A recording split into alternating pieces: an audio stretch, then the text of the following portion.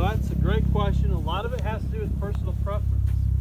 So one thing to do is if you come out early in the morning with the dew on the ground. So if I have my ball position forward versus back. So if I hit it with the dew on the ground, if I see chatter marks, it's either too far forward or too far back. So a great way to find out where it needs to be is to, when you hit your putt in the morning, watch that dew line. If you see chatter marks, you need to move your ball position. It's either too far back or too far forward. Or you've got a little too much wrist in the follow through. Okay, guys. So we're live right now. So I just ask that you guys keep this rated G, because it is going to be turned into the PGA. We can maybe tell some jokes afterwards, but I definitely appreciate you coming out today. So today we've lucked out with the weather. We have a great opportunity to work on our short game today. The clinic is going to be 4 stages. There's going to be 1, 2, 3, 4, which is going to be chipping, putting, sand play, and then the full swing. So today what we're going to talk about is chipping, more specifically the bump and run shot. And you can see where we are here. We've got a fairly level lie. Grass is not too long, but we do have a little bit of an interruption with the fringe the way that it is. So ideally what we're trying to do is just simply bump the golf ball over the fringe so it runs out to the cup. Hence the name, bump and run shot. So what I have here, I've just taken a simple pitching wedge. So loft does make a difference. So the further back that you would be, so let's say you are 10 feet off the green as opposed to 3 feet, you might want to take a little bit more of a lofted club. Might that be a gap wedge, sand wedge? But today, because we're so close and the shot is a little shorter, we're going to take a pitching wedge. So what I have here is my wedge.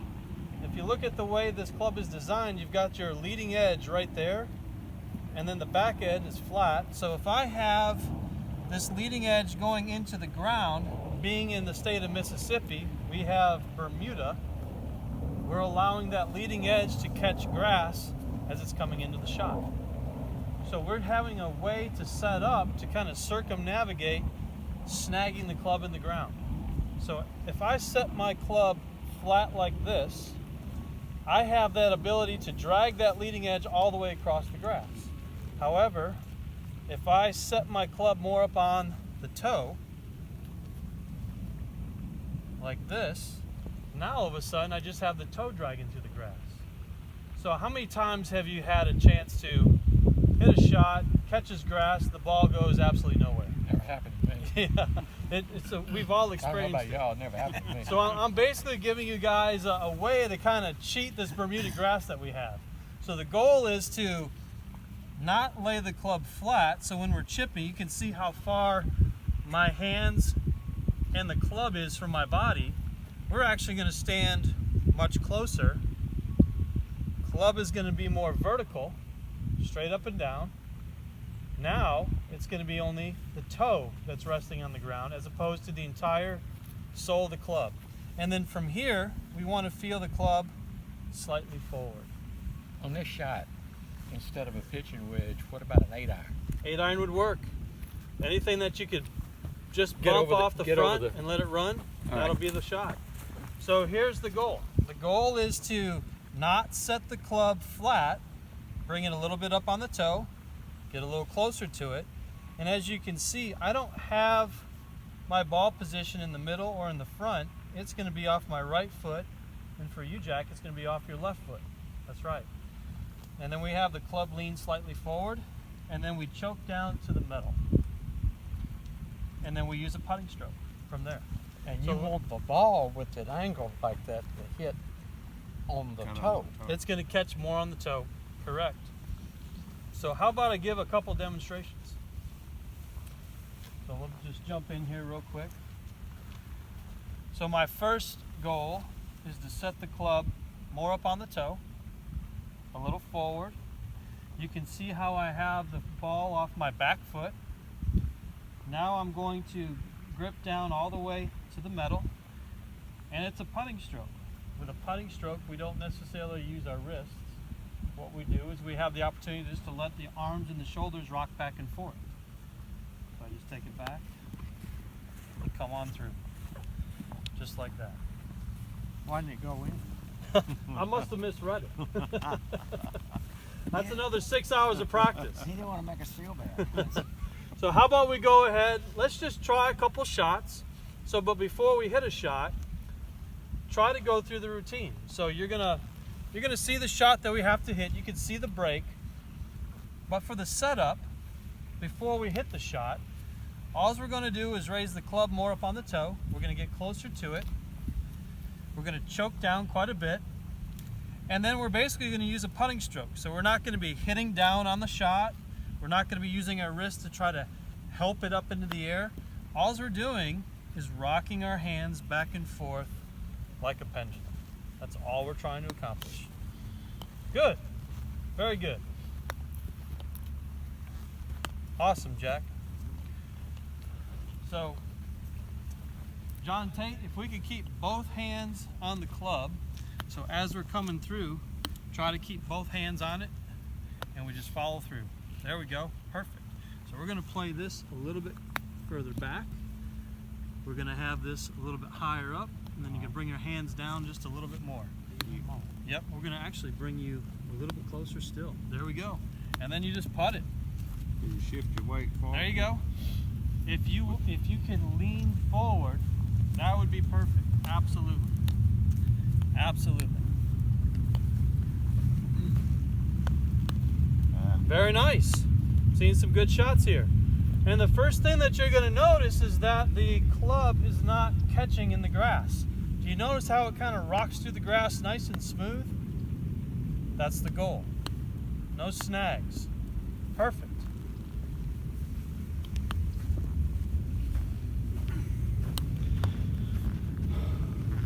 All right, guys, if you don't mind, let's just hold up for a second. And I'm going to give you a drill, okay? So this is a way that we have the opportunity to come out here and practice. We've got a great practice facility here. We have a great opportunity to benefit our game. I asked you to bring your driver, so if you guys can grab your drivers right now, we're going to go over a few things.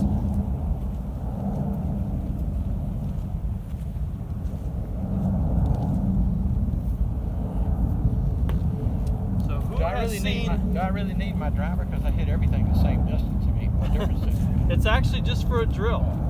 Just for a drill purpose only. Has anybody seen this before? Yes. You take an alignment stick and you put it down the butt end of the club. Most people are familiar with this. And you might have actually tried this before. All this does, this is a way to prevent from involving the hands. So you see, if I try to help it, if I try to flip my hands at the bottom, I can't release the club. It actually gets in the way of my body right here. So if you're to take your driver, choke down, probably 8 inches or so below the grip. Yep, just like that.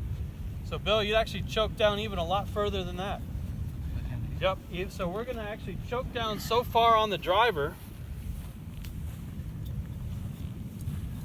So it's gonna act just as that alignment stick on the end of your club. Not everybody always has an alignment stick. And sometimes it's hard to get that alignment stick into the end of the club. So we're just gonna have, so this is gonna come on this side right there. You're gonna bring your hands all the way down. You're gonna get real close to the golf ball. So you see how close my feet are here to where I have it addressed? So the thought is it's gonna act similar to that alignment stick in your shaft. So go ahead and stroke a few shots. John Tate, choke down even a little bit further. There we go. That's perfect. And then it's just a simple putting stroke. So this is the basic, this is the essence. This is how the club path and the club face is supposed to work properly throughout this shot. This is about as simple as it gets. Is this supposed to jump over that or is this roll? Because we have the loft of a driver, it's not going to get into the air unless we had it on a tee.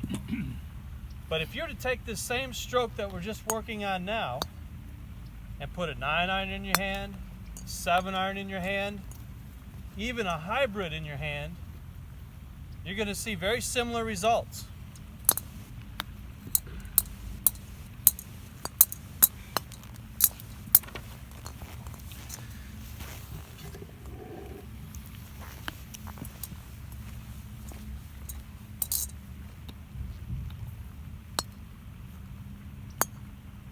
Very good.